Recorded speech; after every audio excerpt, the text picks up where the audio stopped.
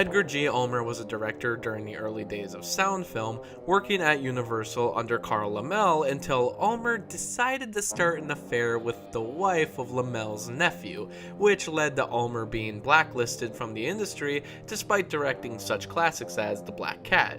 He eventually worked for a number of Poverty Row studios, creating what many consider to be his crowning achievement, Detour, a highly underappreciated film, which is actually on this box set, so we'll get to that eventually. Ulmer was doing independent film before the genre even existed, but he still eventually found his way into making B-movies like The Man from Planet X and today's film, The Amazing Transparent Man.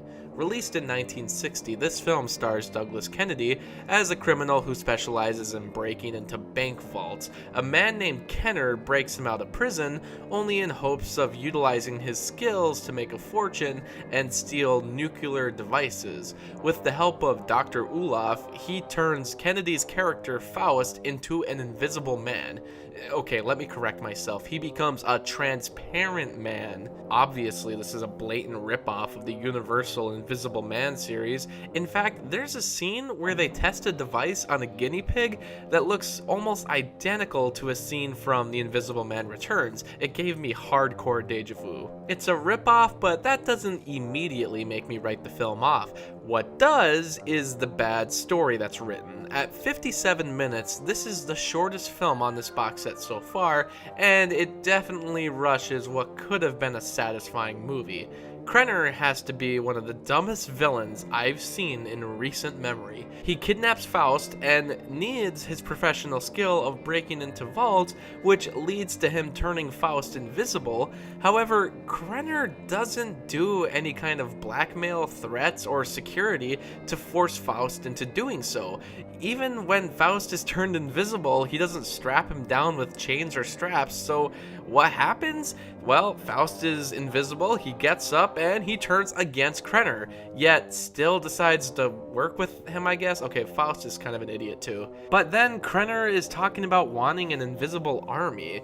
This comes out of nowhere, almost as if the film felt the need to rip off every single Invisible Man movie, this one coming from The Invisible Agent, even when it's unnecessary. Well, why do you want an invisible army? Sure, you might have a plot to rob more banks, but the reason you're using Faust is because he has professional skills, yet you can't even control him to do your bidding. I guess Krenner could be summed up as a mad scientist, but I feel that he's a complete doofus who has no understanding of successfully committing mass crime. Even then, Dr. Olaf wants no part in any of this madness, but he's blackmailed since Krenner keeps Olaf's daughter locked away within the building. Okay, so why not do this to Faust? You know, they mentioned that he has a daughter. Why not kidnap her and keep her to blackmail Faust into doing everything instead of him running around like a madman and Krenner has no control? Even then, they escape pretty easily. There's a scene where Olaf takes his daughter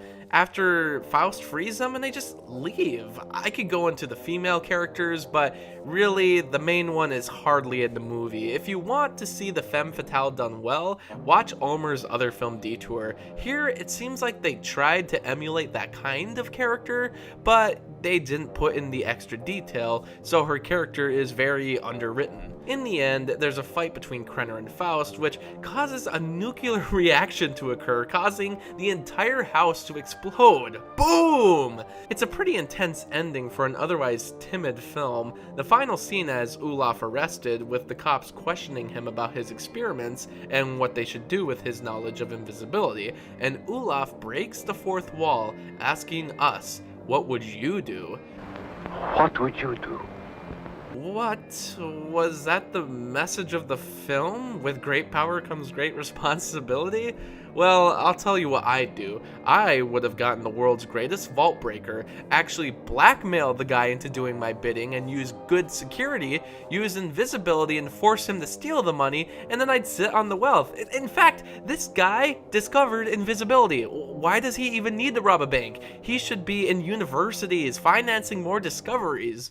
But And then again, I guess there would be no movie if that happened, and with the short runtime, I honestly think the movie's okay. It has a terrible villain, but Douglas Kennedy gives a pretty solid performance. The story is simple, and the cheesiness is just perfect. It would go well as a double feature. Don't anybody move, you won't get hurt.